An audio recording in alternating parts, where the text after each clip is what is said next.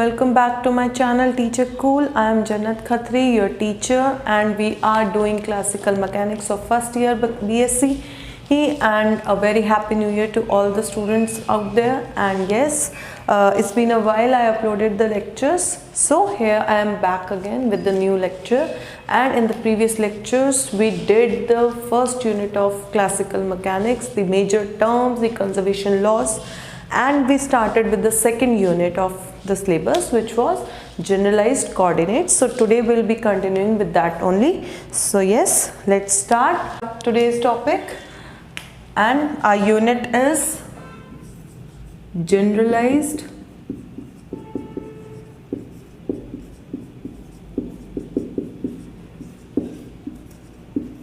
coordinates.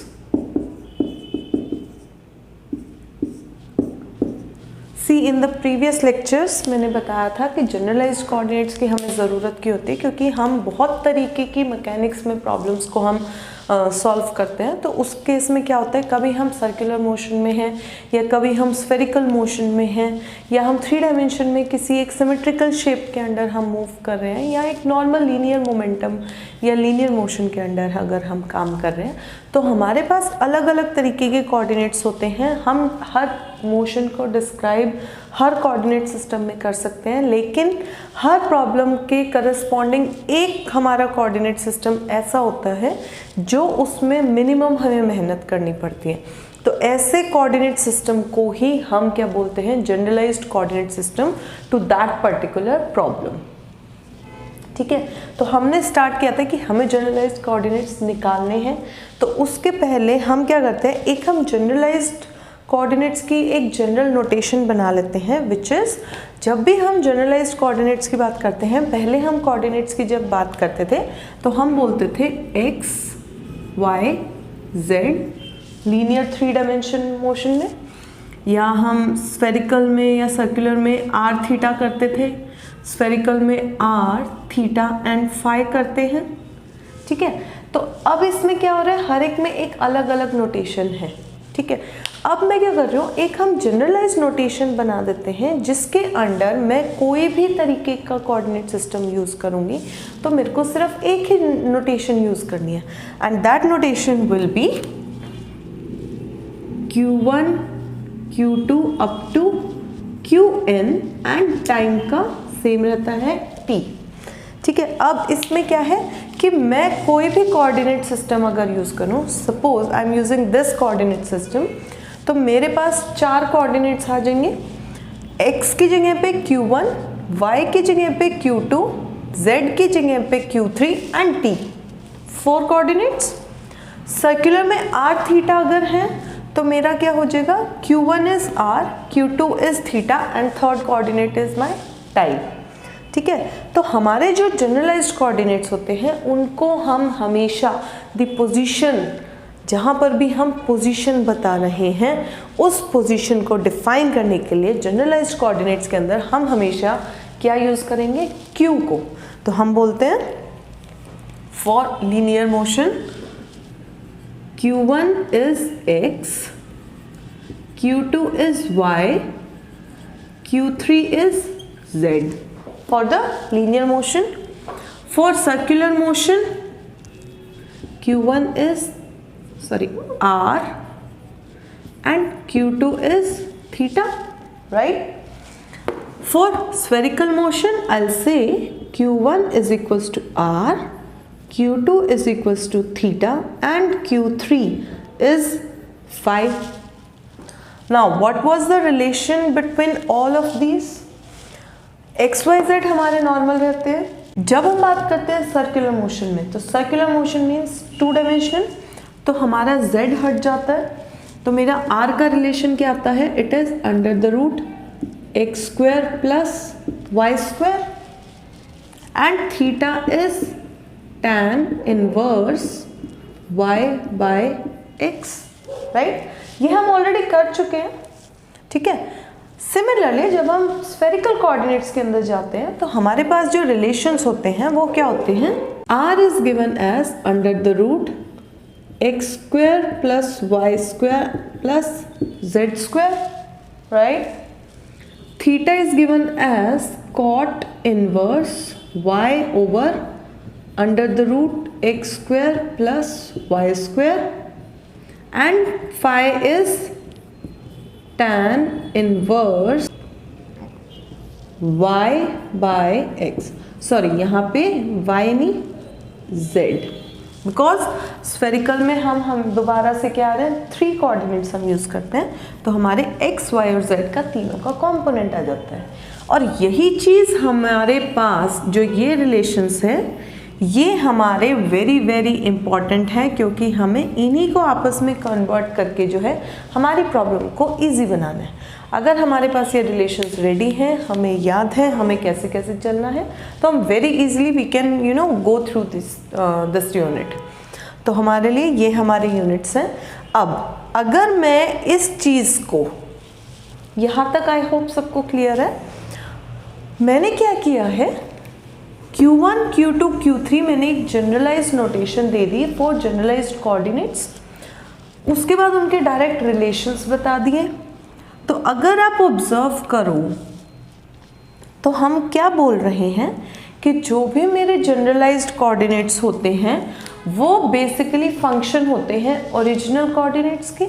जैसे Q1, Q2, Qn जो भी होगा, it is actually Qi and it is function of x, y, z and t। जो भी मेरे ओरिजिनल कोऑर्डिनेट्स थे ये उन्हीं के फंक्शन होते हैं। इस केस में x, y, z के होंगे, इस केस में r और थीटा के होंगे। क्या बोलेंगे, इसका जनरलाइज क्या आ जाएगा, Qi is equals to Qi r theta t। Similarly अगर मैं स्फेरिकल की बात करूं तो मेरा आ जाएगा Qi is function of r, theta, phi and t, right? तो जो मेरा Q है, Q यहाँ पे जो भी हम यूज करेंगे, it will tell me the position of my particle। ये मेरी मोशन को डिस्क्राइब नहीं करेगा। First thing, Qi is only used to describe the trajectory or the position of my particle of the concerned problem। तो हमने एक चीज़ देख ली, relation देख ली, उसके बाद हमने देखा कि उसको फंक्शन है वो ओरिजिनल अपने ही कोऑर्डिनेट्स का। I hope it is clear to all of you. Let's move forward. Okay, तो नेक्स्ट पार्ट इज, जब भी हम किसी भी कोऑर्डिनेट को एक दूसरे कोऑर्डिनेट के अंदर कन्वर्ट करते हैं तो हमारे पास एक क्वेश्चन उठता है कि क्या हमने जो भी कन्वर्जन की है, is it a valid conversion. तो हम बोलते हैं the next point is validation. That means whether my conversion from a given set of coordinates to another set of coordinates is valid enough to be employed in my question।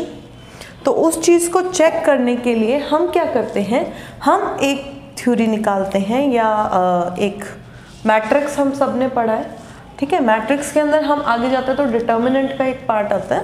तो same चीज़ हम क्या करने वाले हैं, हम एक यहाँ पे एक मैट्रिक्स बनाएंगे which will be named Jacobian, right.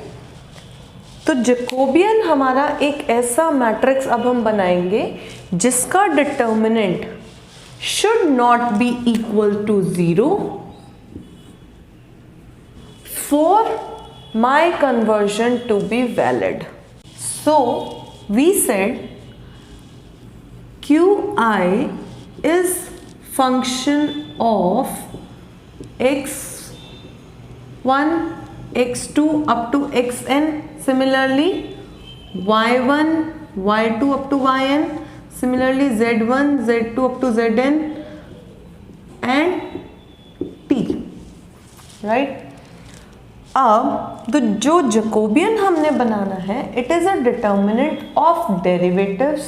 So will say Jacobian is a determinant which will tell me Qi are the generalized coordinates, and वो 1 से लेके n तक जाएंगे। तो हम बोल first thing will be del Q1 by del x1। First point Q1 भी, Q का पार्ट भी 1, X का पार्ट भी 1, Next is del q2 del x1 horizontally will increase the or will move forward with the generalized coordinates. x1 constant रहेगा and ये कहाँ तक जाएगा? del q3n because we are using 3D coordinates, right? अब x1 आ गया तो x2 भी जाएगा, del q1 by del x2 del q2 by del x2 up to del q3n by del x2. अब यहाँ पे देखो x1 x2 up to xn गया है तो ये xn तक के डेरिवेटिव्स जाएंगे, अंडरस्टूड है? x1 के बाद क्या है? y1 y2, तो ये y1 y2 के भी डेरिवेटिव्स एज इट इज जाएंगे, फिर z1 z2 के भी जाएंगे। लास्ट कोऑर्डिनेट मेरा कौन सा आएगा? Will be del q1 by del zn del q2 by del z2 up to del q3n del zn. Now this is the determinant of the matrix with the derivatives जिसको हम बोलते हैं Jacobian, and for this conversion to be valid enough to be employed in my question, this determinant should not have value which is equals to 0. अगर ये मेरा determinant 0 होता है तो that means मेरी जो भी conversion है either it is overlapping या कोई लीनियर कॉम्बिनेशन में ही बन रहा है, जो हमारे मैट्रिक्स के बेसिकली डिटर्मिनेंट्स के रूल्स होते थे कि why a determinant can be come out to be zero, कि कोई भी दो रोज मेरी एक दूसरे के सेम हैं या एक दूसरे का लीनियर कॉम्बिनेशन है या कॉलम हो सकता है। तो बिल्कुल मिनिमम स्टेप्स की अगर मैं बोलूँ कन्वर्जन अगर वो वैलिड है तो my Jacobian will not come out to be zero and my conversion is right. I can move forward, I can proceed to solve my question with my new generalized coordinates. Clear?